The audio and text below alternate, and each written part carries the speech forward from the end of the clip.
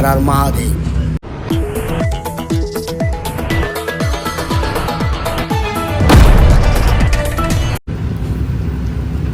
जब हम भगवान मल्लिकार्जुन के दर्शन को जाते हैं मार्कापुर से श्रीशैली की ओर, तभी लगभग 30 किलोमीटर जाने के बाद में बहुत ही बड़ा और भव्य जंगल आता है।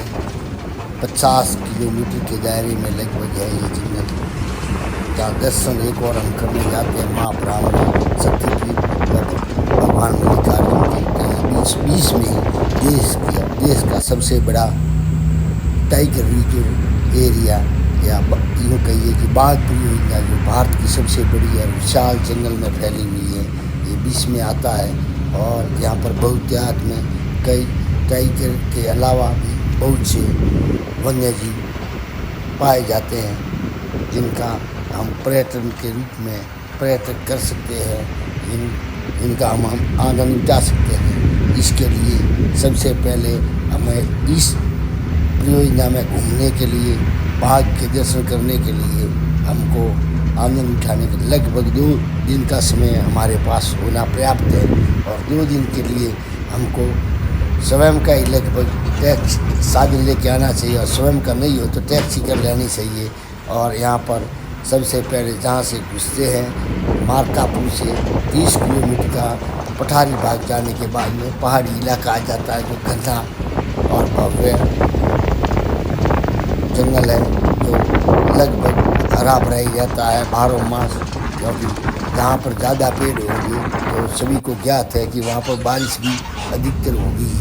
तो यहाँ पर पहुँचने के लिए हम इस दर्शन के बीच में अगर जो हम साथ में लेकर के इस टाइगर सेंचुरी में घूमने के लिए आते हैं, तो हमें टैक्सी वगैरह ही लेनी बेहतर होती है। और इसके लिए हमें 2 दिन का समय निकालना होगा।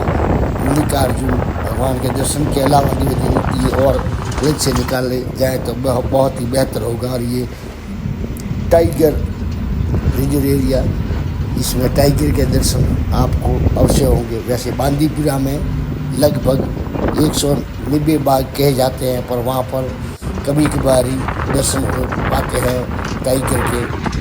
और यहाँ पर होने की 2 दिन रह जाए तो प्रबल संभावना है, क्योंकि यहाँ पर लगभग जंगल शांत है।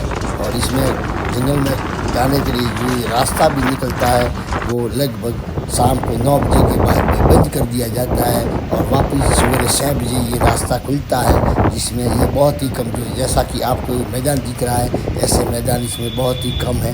मतलब सड़क के पास, रास्ते के पास ऐसे जंगल में आपको मैदान बहुत कम ही दिखाई देंगे, क्योंकि अधिकतर यहाँ पर पेड़ घनत्व लिए हुए हैं। बीच में अंदर बीचों बीच होंगे जगह तो वो एक अलग बात है, और वो काफ़ी कम ही देखने को मिली। जैसा कि पास से मैं मिला तो ऐसा जगह मैदान बहुत कम ही हरा भरा दिखने को मिला, नहीं तो अधिकतर पेड़ ही दिखने को मिलते हैं। तो मैं आपको बताने जा रहा था कि ये टाइगर रिजर्व में घूमने के लिए बेहतर जगह के बारे में।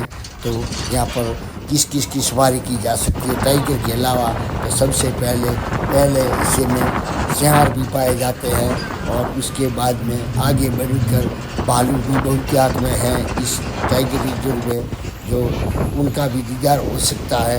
भ्रमण लगभग 2 दिन करेंगे तो अवश्य ही भ्रमण में दर्शन होंगे। और उसके बाद में भालू देखने के बाद में यहाँ पर बहुतायत में पाया जाता है सबसे अधिक। ये कहने को तो टाइगर रिजर्व है, पर यहाँ पर सबसे अधिक पाया जाने वाला जो है जानवर इस जंगल में ये है तेंदुआ बहुत ही ज़्यादा बड़ी मात्रा में है। यहाँ पर तेंदुआ का एरिया भी बड़ा है इस टाइगर रिजर्व में। वैसे ये टाइगर रिजर्व भी बहुत ही बड़ा है, लगभग 2600 स्क्वायर किलोमीटर के लगभग है। बहुत ही घना जंगल है, लगभग 4 से 5 जिलों में ये फैला हुआ है।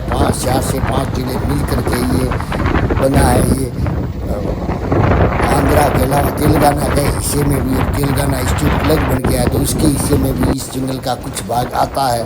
परंतु टाइगर रिजर्व नागार्जुन श्रीशैली परियोजना में बहुतायत से जंगल जानवर पाए जाते हैं, जिसमें से टाइगर के अलावा इसमें तेंदुआ बहुत बड़ी तादाद में व अलग अलग जगह पे मिलता है। और जैसा कि आपको दिखाई दे रहा है, ये प्रथम बार आपको इतनी देर के बाद में ग्रामीण क्षेत्र के दर्शन हुए होंगे।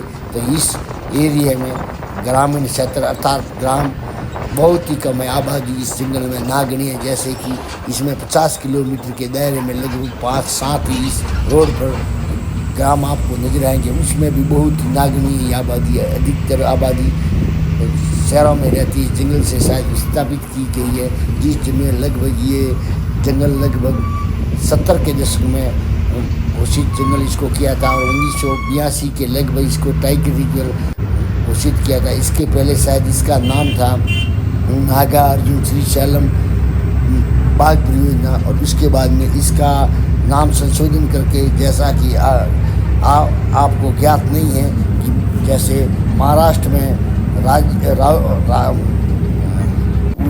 संजय गांधी के नाम से वन्य जीवों के लिए रिजर्व एरिया का नाम रखा है, उसी प्रकार से यहाँ पर भी ये बाघ परियोजना उसी तरह से नामकरण इसमें चेंज किया। जैसा कि सरकार टाइगर को पाल रहे, उसी प्रकार से ये हमारे पास में बैठे बंदानी भाई साहब हैं जो अफीम सी हैं और बहुत बड़े अफीमदार है। इनको भी मैं साथ में घुमाने के लिए लेकर गया हूँ। इनको भी बाघ पालने से कम इनको भी पालना नहीं है, क्योंकि ये भी कमज़ोर नहीं होते हैं। जो अफीम सी होते हैं वो बाघ से भी बड़े बाघ होते हैं, ये सभी जानते हैं। और चैनल पे आप नए हैं तो चैनल को सब्सक्राइब जरूर करें और साथ ही साथ अपने अन्य सोशल मीडिया के प्लेटफार्मों पर इसे शेयर अवश्य करें। बहुत ही शानदार जानकारी है। जो भी लोग वन्य जीव व जंगलों में भ्रमण के शौकीन हैं और उन पर्यटन करने में उनको मज़ा आता है, उनके लिए ये बहुत ही लाभदायक है। इसलिए इसको अधिक से अधिक शेयर करें। देख सकते हैं आप शानदार बड़ी घनी बड़े पहाड़ और जंगल से ढका हुआ पहाड़ हरा आपको दिखता है। बारिश अभी हुई है, कोई खास नहीं हुई है, और बारिश बहुत ही होती है इन जंगलों में। और देख सकते हैं ये बस का नज़ारा है, जिसमें हमारे दाई तरफ बंदानी भाई साहब जंगल के नज़ारे का नज़ारा न लेकर के इनका आनंद ले रहे हैं, क्योंकि अफीम इनके उतार की ओर बढ़ रहा है। और जंगल में देख सकते हैं बड़ी घाटियाँ हैं। और इसी के साथ में मैं आपको पहले बता रहा था कि यहाँ पर तेंदुए बहुत ही तादाद में और अलग अलग एरिए बताए गए हैं। इसी रोड पर भी अलग अलग जगह पर बेल्ट लगा करके उनको चिन्हित किया गया है कि ये पगडंडी वहाँ तेंदुए के घर की तरफ जाती हैं। इसी प्रकार आपको ताबूज नहीं होना चाहिए कि तेंदुए के अलावा जैगुआर भी बड़ी मात्रा में इसमें हैं और जैगुआर भी नज़र आ जाते हैं। और बड़ी मात्रा में इसमें बारहसिंगे भी हैं, जो कि काफ़ी अंदर गहराई में रहते हैं, न कि इस रोड के आसपास जो आपको नज़र आएंगे। इस गहराई में बारहसिंगे के अलावा नीलगाय भी पाई जाती हैं, जो कि इन जंगली जानवरों के मशक्क़त में भोजन के काम में आती हैं। परंतु यहाँ पर जो कि अधिक संख्या में आपको दिखने वाले बड़े जानवर ही अंदर टाइगर रिजर्व में दिखाई देंगे, न कि छोटे जानवर जैसे सिंकारे, छोटे हिरण वगैरह यहाँ पर बहुत कम तादाद में दिखाई देंगे। यहाँ पर बंदर भी है और बंदर भी बहुत दिखाई देंगे। परंतु ये 2 दिन आपको इस टाइगर रिजर्व के लिए खर्च करने पड़ेंगे, तब इस टाइगर रिजर्व का आप आनंद उठा पाएंगे। यहाँ पर ये टाइगर रिजर्व बहुत ही घना लंबी चौड़ा फैला हुआ है, एरिया बहुत ही बड़ा है। और यहाँ पर देख सकते हैं ये पगडंडी जो अभी दिखाई दी है, इसी में चलती हुई बस में, जहाँ पर देख सकते हैं यहाँ पर 2-3 कैंप लगे हुए हैं फॉरेस्ट गार्ड के, जहाँ से आपको ये साथ में ले जा कर के पर्यटन करवाएंगे। जैसे बांदीपुरा कर्नाटक उससे ये अच्छा स्थल है। और जैसे आपको ज्ञात नहीं है, पर मैं खुद बता देता हूँ कि मैं बांदीपुरा टाइगर रिजर्व और यहाँ से ले जाकर गिर के जंगलों तक मैं भी घूमा हूँ और मैंने सफारी की है जंगली जानवरों की और ख़ास करके टाइगर व शेरों की। तो इसी प्रकार से इसका भी एक आनंद और लुत्फ़ अलग ही होता है और इसके शौकीन होते हैं वो लाखों हज़ारों रुपये खर्च तक कर देते हैं। और सबसे आनंददायक इस जंगल की खासियत कि ऊंची ऊंची पहाड़ियाँ और हरे भरे जंगल और उसमें घूमना बहुत ही आनंददायक देता है। हाँ, यहाँ पर थोड़ी सी हिंदी कम चलती है, पर हिंदी एक ऐसी भाषा है जो सभी जगह पर थोड़ी बहुत तो चलती है। यहाँ आपने बोर्ड देखा होगा, फिर से भालू का क्षेत्र बताया गया है, तो भालू भी है यहाँ पर। और आप देख सकते हैं कि वो उदय लगी हुई है, उदय के बड़े बड़े जखीरे हैं जैसा कि साफ दिखाई दिया है। और यहाँ पर आपको अलग अलग जगह पर ये पीछे शूट गई है, ये फॉरेस्ट की चौकी है, यहीं से एंट्री होती है और लोग आते जाते हैं जिनको रोक करके फॉरेस्ट वाले टिकट वगैरह भी लेते हैं प्राइवेट वाहनों से। वह सरकारी बसें भी इस और होकर के निकलती है। जैसे कि लगभग ये जंगल प्राकृतिक वातावरण से ओत-प्रोत है और यहाँ पर कुछ ज़्यादा अधिक कुछ यहाँ पर निर्माण कार्य इसी रोड पर नहीं है। यहाँ पर कुछ सड़क के सुधार के लिए ही निर्माण किया गया है, बाकी कुछ अन्य निर्माण कार्य यहाँ पर नहीं है। इसलिए आप जरूर अगर जो भगवान मल्लिकार्जुन के दर्शन करना चाहते हैं या फिर आप सिर्फ टाइगर की सफारी करना चाहते हैं तो जरूर यहाँ पर भी आना चाहिए, क्योंकि ये देश का सबसे बड़ा टाइगर रिजर्व है और सबसे बड़ी परियोजना है। और इसमें टाइगरों की यूँ कहिए कि बढ़ोतरी भी हो रही है, क्योंकि टाइगर रिजर्व है वो देश का सबसे महंगा प्रोजेक्ट है। लगभग सूत्रों के अनुसार एक शेर कहते हैं एक टाइगर पर लगभग बाघ पर 650 करोड़ के लगभग खर्च आ रहा है। सरकार का जो कुल तोड़ बाकी पूरा भाग कर दिया जाए तो 100 करोड़ के लगभग खर्चा आता है, जिसमें बाघ की सारी सुविधा का ख्याल रखा जाता है।